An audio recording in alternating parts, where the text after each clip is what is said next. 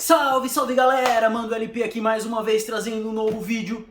E primeiro eu queria pedir desculpa para todos os meus incontáveis assinantes. Nossa, eu nem sei quais são os termos do YouTube. Mas enfim, a galera que tá acompanhando aí, meus amigos, porque eu fiquei sem postar vídeo na semana passada, que eu tava meio sem ideia. E aí eu resolvi queimar logo um cartucho, porque sabe-se lá Deus quando vai sair a live, né? Então vim trazer aqui pra vocês, esse é o vídeo crítica de Horizon Zero Dawn. Não, Horizon Forbidden West. Nossa, tô doido. Enfim, vamos lá. Gente, pra começar, acho que vocês já devem fazer uma ideia aí, eu joguei no meu PS5. Então vamos conversar um pouquinho sobre o jogo e a DLC que saiu esse ano agora, né? A Burning Shores. Bom, primeiro, eu acho que é importante ressaltar aqui pra vocês que a gente tá falando de uma continuação, que eu já errei aqui na introdução do vídeo, mas enfim. O Forbidden West é a continuação do Zero Dawn, que é um jogo de uma... Acho que, se não me engano, a produtora ela é dos Países Baixos, acho que ela é holandesa. Eu devia ter colocado aqui o nome, mas... Guerrilla Games. Eu lembrei aqui que é na raça, velho. Que é... Quem... Esqueci o termo. Enfim, foda-se, vamos lá, tô divagando. O primeiro jogo ele foi muito premiado e muito bem recebido. Um sucesso mesmo da produtora. Inclusive eu tinha a cópia física, né? Tive que vender junto com o PS4. Mas ela é recheada de prêmios e das notas e tal. E aí a gente tem essa continuação bastante aguardada. É claro que infelizmente por culpa da Sony... acabou sendo um pouco ofuscada porque ela foi lançada acho que no mesmo mês ou com uma diferença de uma semana, se eu não estou muito enganado, pra Elden Ring. E aí, cara, claro que era um jogo muito mais aguardado, de uma coisa de um estúdio muito maior, então ficou ofuscado o Forbidden West. Não teve o reconhecimento que merecia. Mas chegou, né? E, cara, vamos lá. Primeira coisa que eu preciso falar pra vocês nessa sequência a gente vai acompanhar a Aloy na busca para resolver os problemas do amado mundo pós-apocalíptico dela. Eu vou tentar não entrar muito em detalhes, porque eu não costumo fazer aquelas críticas bem trabalhadas, engendradas e, né, dissecadas em jogabilidade e tal. Vou tentar falar alguma coisa, ser um pouco diferente, mas essa não é muito minha área. Eu sou muito mais focado na história. Mas enfim, vamos lá. A primeira coisa que eu queria trazer pra vocês é falar do gráfico, que eu acho que é de longe a coisa que chama mais atenção nesse jogo, sabe? E por quê? Por que isso? Porque assim, ele é disparado o melhor jogo de PS5 que eu já joguei, que consegue tirar realmente todo ou o máximo possível de potencial do hardware do PS5. Até agora, se eu for parar pra pegar os jogos que eu joguei novamente, né, que eu já joguei de PS5, foram Guardiões da Galáxia, alguns aqui que eu me lembre. O God of War Ragnarok, Spider-Man Miles Morales, Ratchet & Clank Rift Apart, Horizon Forbidden West, deve ter uns outros aí que eu só não me recordo agora, aquele joguinho que já vem no PS5 e tal. E nenhum deles eu posso garantir pra vocês consegue fazer o trabalho que Horizon faz em cima do videogame, do console. Não tem, velho. O carregamento é praticamente instantâneo, os gráficos são lindos, as máquinas, as plantas, a textura da água, inclusive nessa nova DLC que se passa numa ilha. Então a água tem tipo muita importância, é um aspecto abundante e presente, né? Então assim, a textura ali tá maravilhosa, uma coisa sem noção, sabe? Muito bom mesmo. A ambientação do jogo, né? Que já é uma coisa que foi muito bem trabalhada lá no Zero Dawn, agora consegue ser tipo mais completada e melhor feita, principalmente que agora a gente está explorando o deserto ali, acho que é deserto de Nevada, aquela região ali de Los Angeles, sabe? Lá por aquele ar, eu não conheço muito bem o mapa dos Estados Unidos, mas é por ali. Então é uma região bastante desértica, tem uns trechos enormes ali de deserto, tem algumas montanhas e tal. E eu acho que assim, eles conseguiram dar ainda mais substância por exemplo, as ruínas e destruição do nosso mundo atual, digamos assim, né, do passado. Isso é uma coisa que eu acho muito, muito foda. Já vim achando desde o primeiro, no segundo melhora mais ainda. E as paisagens, vale falar que é um dos pontos, inclusive quando eu fui discutir de The Last of Us e tal, que, né, alguns detalhes são feitos para mostrar o processamento do console na época, a gente vê isso agora realmente no jogo, você tem algumas paisagens de tirar o fôlego, né? Principalmente porque o jogo ele tem uma... alerta de spoiler, mas foda-se. Ele tem uma parte que você consegue pegar uma montaria alada. E aí você vai sobrevoando e consegue enxergar tudo aquilo ali, sabe? E é muito lindo de se ver. Claro que faz uma diferença não só pelo motor gráfico do PS5, como também pelo fato de eu ter uma televisão que reproduz até que relativamente bem, né? Pra ser honesto com vocês. Mas claro que nada disso seria possível se o design gráfico do jogo fosse uma bosta. Eu gosto de falar também, gente, a atenção que a galera, que os desenvolvedores tiveram num detalhe que eu acho fantástico, que é... Eles usam o termo megafauna, né? Pra se referir às máquinas. E eu acho muito bacana, muito incrível mesmo, como essa megafauna ela tem uma vida própria muito particular e muito única, sabe? As máquinas do jogo, elas têm, além das características particulares de luta, e claro, se não tivessem isso o jogo perderia muitos pontos, mas eles têm uma espécie de, digamos, diálogo, uma capacidade de conversação entre elas. Eles têm uma rotina que é muito similar aos animais, né, do nosso mundo. É uma coisa, é um cuidado ali, um detalhe que eles fizeram com cada uma delas que eu acho incrível, né? Você tá meio que tipo fora de tela, fora do campo de ação e fica só observando como que elas fazem. É claro que você tem algumas repetições de movimentos, né, que elas circulam como se estivessem patrulhando, que não é tão rico assim, mas também tudo tem sua limitação, né? Mas eu ainda acho sensacional que digamos que certos apegos a detalhes ali enriquecem demais a experiência. E nesse segundo jogo tá só melhorado, tá? Sobre jogabilidade, pra mim, essa franquia, ela é notadamente difícil, tá? Eu acho ele difícil. Porque assim, tem uma discrepância muito grande entre a Eloy e as máquinas, né? Então assim, a menos que você seja, tipo, aqueles pro player muito absurdo, sabe? De timing e tal. Mano, se você for de peito aberto pra cima de uma máquina gigantesca, meio Tiranossauro Rex, esperando que vai conseguir tancar ela suave, no modo normal, meu amigo, você se prepara que você vai apanhar muito.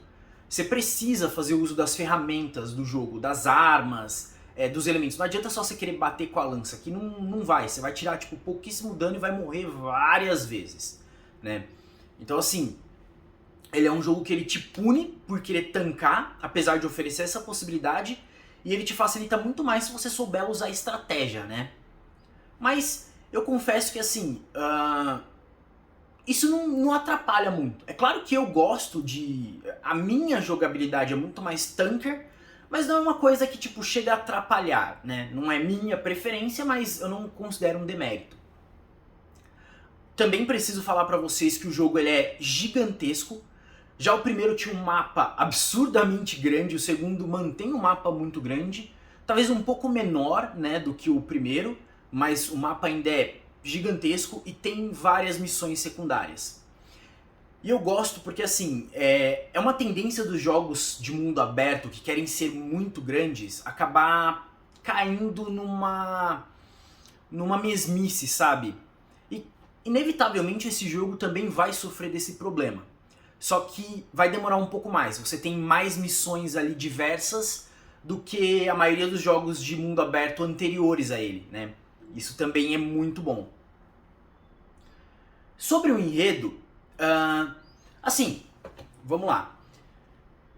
Tanto a DLC quanto o jogo mesmo em si, eles são muito cativantes na história. Mas é uma história que a gente já meio que tá acostumado, é aquela jornada do herói escolhido, né? Em que ela se vê envolta numa trama que vai se mostrando cada vez maior. E ela é a única que pode resolver, né? Isso aí já é uma coisa muito clichê que a gente já conhece bem. Mas eu gosto dos dramas, dos dilemas que a personagem passa, da dificuldade de interação, que é muito bem justificada desde o primeiro segundo de jogo, em que a gente sabe que ela é uma exilada que foi criada longe da tribo.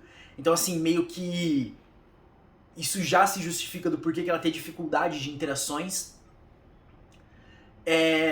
Eu gosto muito da protagonista, é uma protagonista muito forte, curiosa, perspicaz e bem legal. Tem seus momentos, né, que a gente gosta mais, que a gente gosta menos, mas no geral ela é muito boa. E uma coisa que eu precisava, algumas coisas que eu precisava pontuar aqui primeiro, eu sinto que esse jogo ele é muito mais cinemático do que o anterior, que já era bastante. E cinemático é aquela coisa que é um jogo que ele tende a querer se encaixar melhor num roteiro de cinema. Infelizmente isso era uma coisa que eu queria muito debater com os meus amigos na live, que não tá rolando. Mas, por enquanto vamos ficar assim. Eu vou falar pra vocês que é uma história com muito mais viés de sétima arte, né? Mas que funciona bem, mesmo sendo uma mídia diferente. Eu acho que quando o jogo se preocupa em fazer uma coisa mais assim, consegue te envolver mais fácil. E a gente se sente mais confortável com uma história. Não sei se esse seria o termo mais apropriado, mas é isso.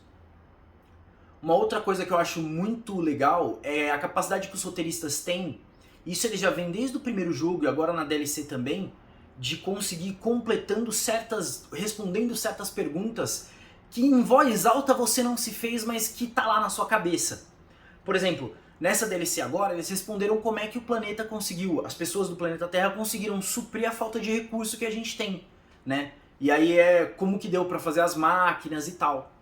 Então assim, ele é um jogo que em termos de enredo, cara, você não vai achar muita coisa melhor, porque ele sabe costurar certinho.